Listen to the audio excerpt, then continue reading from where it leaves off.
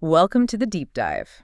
Today we're embarking on a pretty profound journey into a really transformative book, Eckhart Tolle's The Power of Now, A Guide to Spiritual Enlightenment. Mm, And our mission, our goal for this deep dive is to really fully understand its core message and, how it might profoundly shift your whole experience of life. it's definitely a book with that potential. And it comes from such a radical place. Personally, for Tolle, he talks about this one night where he was just consumed by this thought, I cannot live with myself any longer. Wow, that's quite a statement. It really is. Yeah. Because it immediately hits you, wait, there are two of me, an I and a self that the I can't live with. That paradox, that weird realization. That was the trigger. That was the trigger. It led to this sudden, complete stop of all thought. He describes being pulled into this vortex of energy, intense fear initially. Okay. Then he gave way to a void, and then just indescribable bliss and sacredness. And this wasn't just a fleeting moment. It led to him spending 2 years in this state of intense joy, mostly just sitting on park benches. Just being. Just being. And that whole experience is really the bedrock, the foundation of the power of now. And the book itself, it's not written like a standard, self-help book or philosophy text. It's a question and answer format. Exactly. Which came about pretty organically from his seminars and counseling sessions. People would ask questions, and the answers formed the basis. Makes sense. And it works on two levels at once. On one hand, it's like exposing the ways we get trapped in unconsciousness, the dysfunction. It shows you what not to identify with. Right. The false stuff. Yeah. But then simultaneously, the words themselves are kind of designed to pull you into this different state of consciousness, to make it available right now as you're reading, not just as like information for later. So it's less about just intellectually getting it and more about actually shifting, experiencing something. Absolutely. He even warns about getting too hung up on the words themselves, like mind, happiness, consciousness. He uses them in very specific ways. But the key isn't to debate the definition. It's to feel into the experience he's pointing towards. He often says something like, I can't tell you any spiritual truth you don't already know deep down. Right. It's like a reminder. Exactly. All I can do is remind you of what you've forgotten.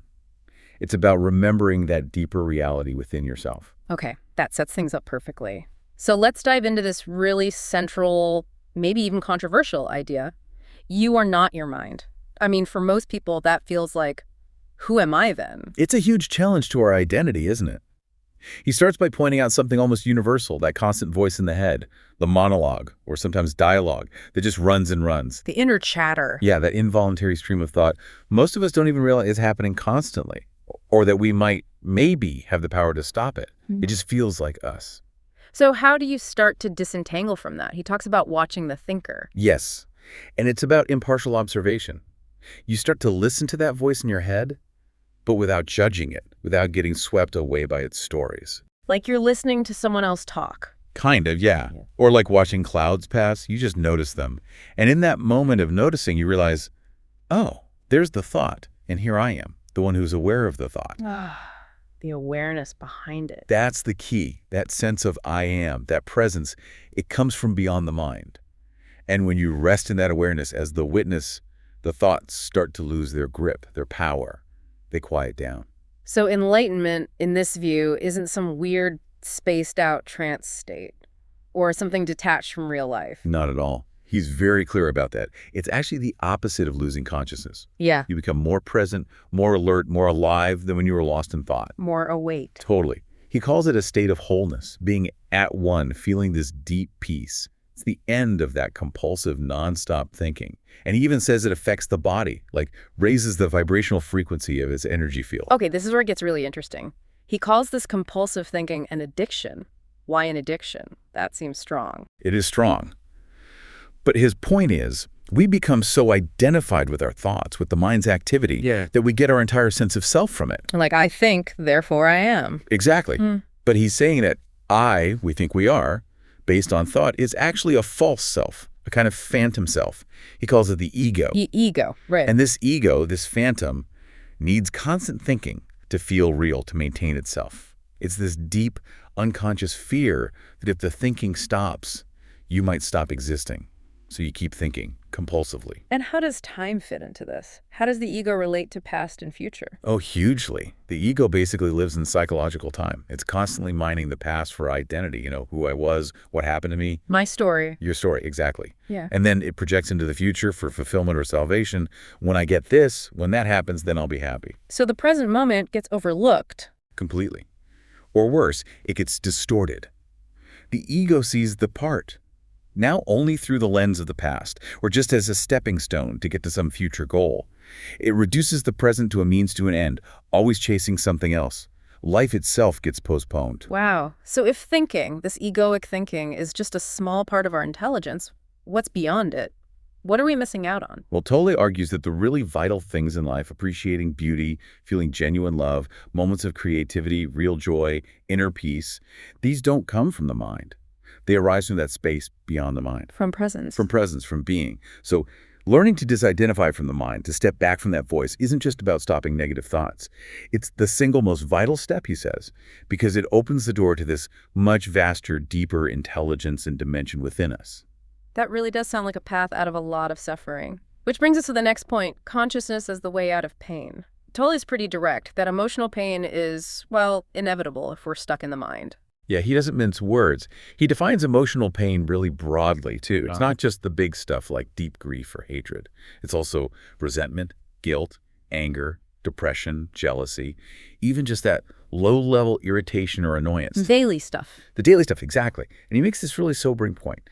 Any pleasure or high that comes from something outside you, eventually, it contains the seed of its opposite, the seed of pain. It's bound to shift. That's a bit bleak. Sounds it, but he's setting up the solution. He also connects this emotional pain directly to physical pain and illness, suggesting it's off of the root cause. Okay, so this leads to this really core, maybe slightly disturbing concept he introduces, the pain body. What exactly is that? The pain body. Okay, Wow. it's like this accumulation of all the negative emotional energy from your past that hasn't been fully faced and dissolved. It includes childhood stuff, traumas, hurts, all of it. So it's not just memory. No, it's more than memory. It's like an actual energy field, a semi-autonomous entity almost that lodges in your mind and body. It can lie dormant sometime. But then something happens, a trigger, maybe a comment someone makes, or a situation that resonates with an old pain, and boom, the pain body becomes active. It wakes up and wants to feed. Feed. How does an energy field feed? It feeds on more pain. It survives by getting you to unconsciously identify with it. It basically takes you over. Like possession. It can feel like that, yeah. Suddenly your thinking becomes negative, your emotions are turbulent, you might lash out or withdraw, play the victim, pick fights. You're essentially generating more pain, either in yourself or others. And you don't even realize it's the pain body running the show. Often, no. You think it's you feeling that way, that those thoughts are your thoughts. The pain body cleverly manipulates your thinking to justify its existence and get more food. It absolutely fears the light of consciousness, your awareness. It depends on you being unconscious, afraid to really look at it. Like he says, pain can only feed on pain. Pain cannot feed on joy. It finds it quite indigestible. Okay, so if it's this powerful, how on earth do you dissolve it? What's this alchemy he talks about? The process he describes is surprisingly simple, yet incredibly profound. It's about bringing sustained conscious attention directly to the emotional pain you feel in your body. So you don't try to analyze it or figure out why it's there? No. Critically, you don't think about it. You don't label it good or bad. You don't get lost in the story around it. You just feel it fully. Allow it to be there as pure sensation. Just observe it. Yes. Be the witness. Right. This direct observation, this presence, it cuts the link between the pain body and your thought processes. It stops feeding it with thought energy. And then what happens to the pain? It gets transmuted. The energy that was trapped in the pain is released. It becomes fuel, essentially, for your consciousness.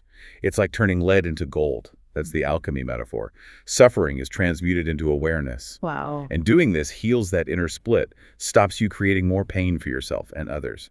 It's incredibly powerful. This seems really connected to fear as well. Is psychological fear, like worry and anxiety, basically the ego and this pain body at work? Tolle makes a really important distinction here. There's the intelligent fear response to immediate concrete danger, a car swerving at you, right? That's useful. Survival instinct. Exactly. But psychological fear, that's different. It's completely divorced from any actual present danger.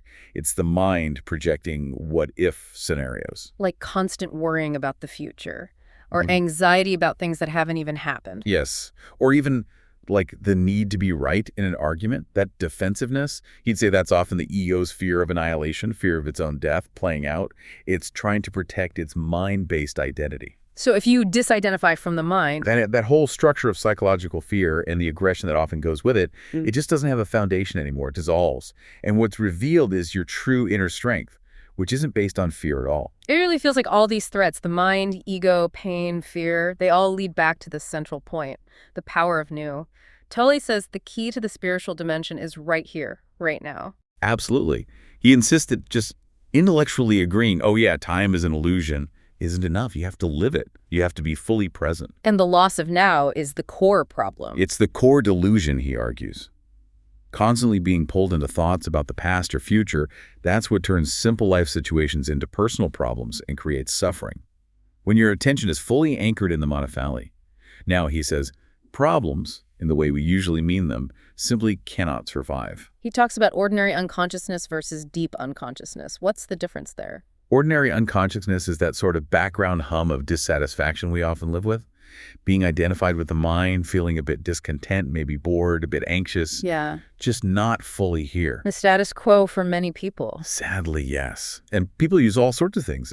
Alcohol, drugs, shopping, endless entertainment, even overworking as anesthetics to numb that underlying unease. But it only offers temporary relief. And deep unconsciousness. That's when the pain body is fully active, or when you're completely lost in intense negative emotion or reaction. That's where the more acute suffering or harmful actions comes from. It's amazing how this echoes so many ancient teachings. It's like spiritual masters have been pointing to the now for centuries. Totally. Think about Jesus saying, take no thought for the morrow. Or the Buddha's emphasis on mindfulness, on being present. There's that quote Tolle uses, suffering needs time, it cannot survive in the now. Powerful. And you see it in Zen, with koans designed to shatter conceptual thought and bring you right here. Like Rinzai asking, what at this moment is lacking? Or the Sufi saying, the Sufi is the son of time present. And Meister Eckhart, the Christian mystic, saying, time is what keeps the light from reaching us. There is no greater obstacle to God than time. It's universal.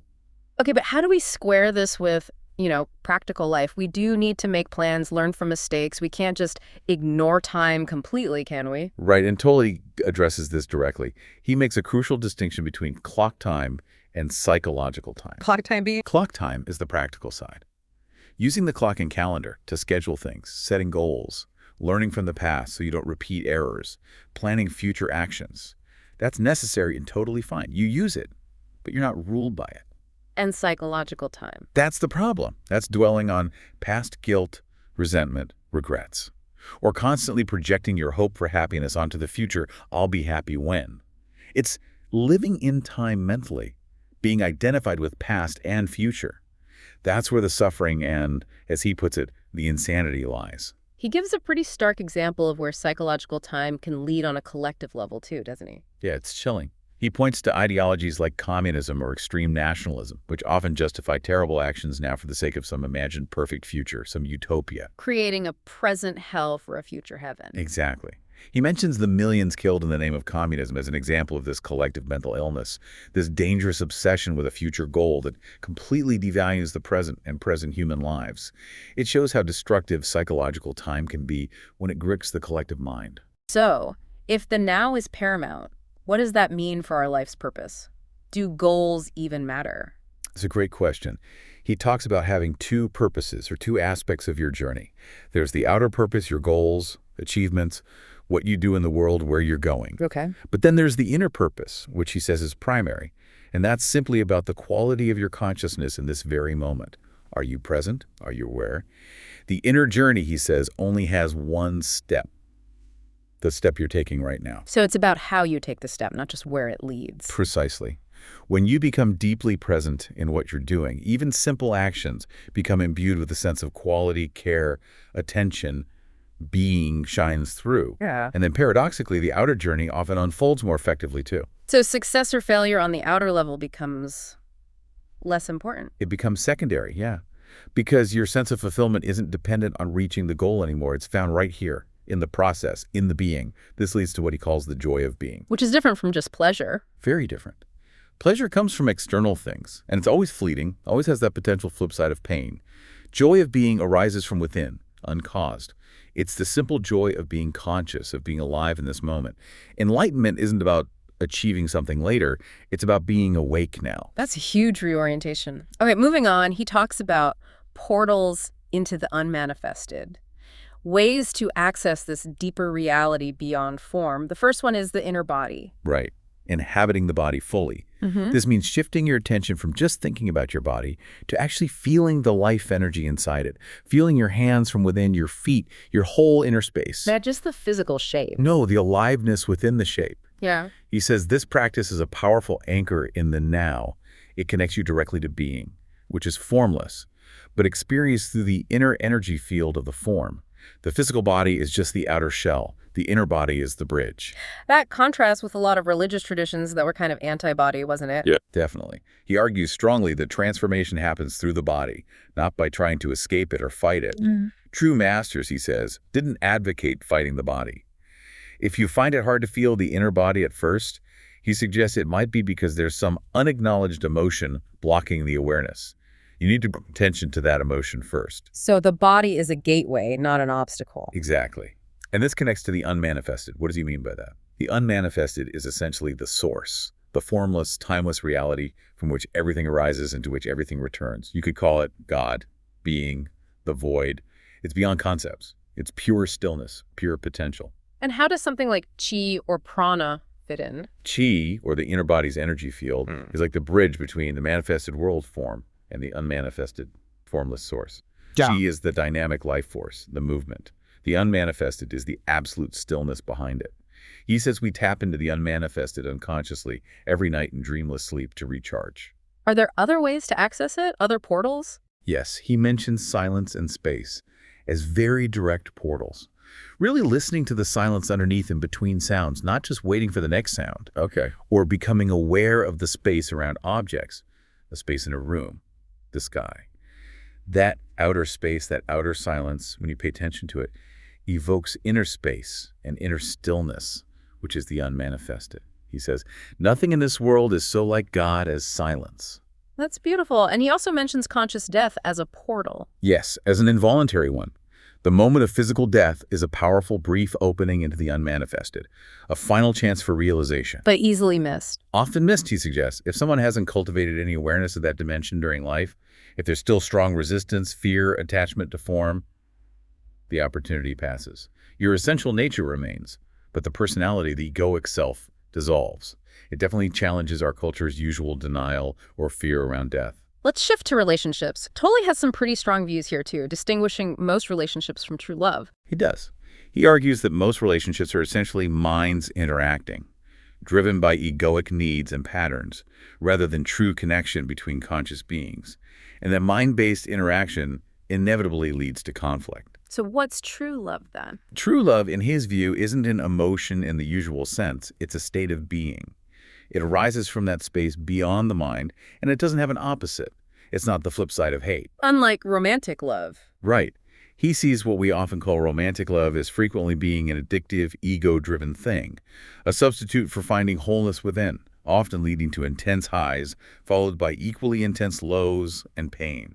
That pleasure-pain cycle again. So how can relationships become a spiritual practice, then, instead of just a source of drama? By using the challenges, the anger, the jealousy, the neediness, the urge to blame or be right as opportunities for awareness.